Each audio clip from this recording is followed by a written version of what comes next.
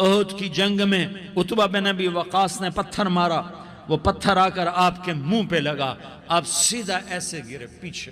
پیچھے کھڈا تھا، اس کا کنارہ گردن میں لگا، آپ بے ہوش ہو گئے، دانت ٹوٹ گئے، چہرہ زخمی ہو گیا، آپ بے ہوش ہوئے، صحابہ سمجھے آپ کا انتقال ہو گیا۔ ابو بکر، عمر، علی، طلحہ، زبیر، سعد بن ابی وقاص، سہل بن حنیف، ابو دجانہ، عباد بن بشر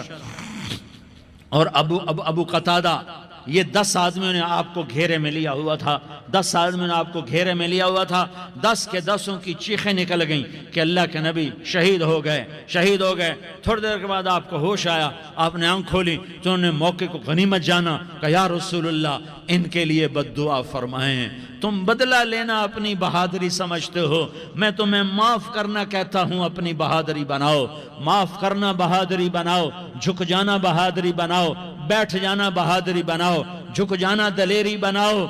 دونوں یا رسول اللہ، سب بولے یا رسول اللہ ان کے لیے بد دعا فرمائیں جنہوں نے آپ کا یہ حال کر دیا۔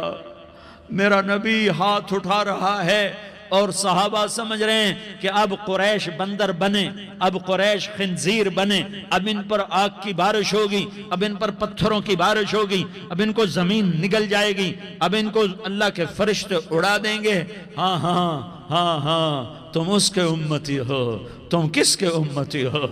تم اس کے امتی ہو جس نے دانت توڑوا کے، چہرہ زخمی کروا کے، بے ہوش ہونے کے بعد اپنے جانی دشمنوں کے لیے دعا کی، اپنے جانی دشمنوں کے لیے کیا کہا؟ اللہم اغفر لقومی فإنہم لا یعلمون، یا اللہ میری قوم کو معاف کر دے، انہیں میری خبر نہیں ہے۔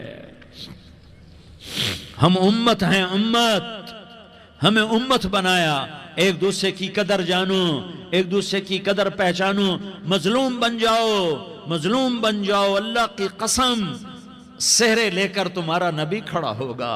ہار لے کر فرشتے آئیں گے، پھولوں کے ہار موت کے وقت دیکھو گے، پھولوں کے ہار موت کے وقت دیکھو گے، اور محمد مصطفیٰ کو اوپر عرشوں پہ ملاقات کا منتظر دیکھو گے، اور اللہ کے عرش کے دروازوں کو اپنے لیے کھلا ہوا پاؤ گے، اور اللہ تم سے کہے گا میرا بندہ میں تجھ سے راضی ہو گیا، جا میری جنت تیرے لیے ہے، جدھر جانا جاتا ہے چلا جا۔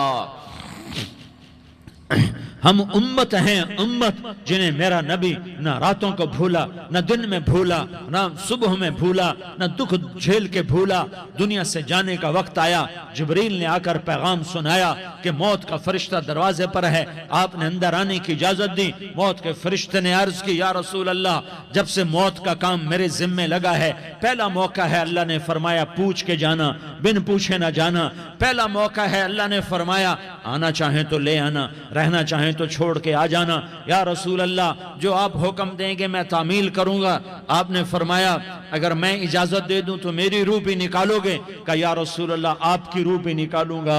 ہائے آپ نے جبریل کو دیکھا، جبریل تو کیا کہتا ہے؟ جبریل کہنے لگے یا رسول اللہ آپ کی ملاقات کا شوق رکھتا ہے، اوپر ملاقات کی تیاریاں مکمل ہیں، ہاں آگے آپ کی اپنی مرضی ہے تو میں قربان جاؤں۔ میرے نبی نے یہ نہ کہا تو میری فاطمہ کا کیا بنے گا، میرے علی کا کیا بنے گا، میرے حسین کا کیا بنے گا جس کا شہید ہونا میں اپنی آنکھوں سے دیکھ رہا ہوں۔ آپ نے کہا میں دیکھ رہا ہوں ایک کتا میری اولاد کا خون چاٹ رہا ہے، حسین کے لیے دعا نہیں کی ہے، حسن کے لیے دعا نہیں کی ہے، علی کے لیے دعا نہیں کی ہے، فاطمہ کے لیے دعا نہیں کی، اہل بیت کے لیے دعا نہیں کی، ان کو اللہ کی تقدیر پہ چھوڑ دیا۔ سب سے بڑے دکھ اہل بیت نے دیکھے ہیں، سب سے زیادہ درد اہل بیت نے جھیلے ہیں، سب سے زیادہ قربانیاں اہل بیت کی ہیں۔ میرے نبی نے کہا اللہم اجعل رزق آل محمد قوتا، میں تو جھولی پھیلا کے دعا مانگتا ہوں یا اللہ میری اور میری اولاد کی روزی کشادہ فرما،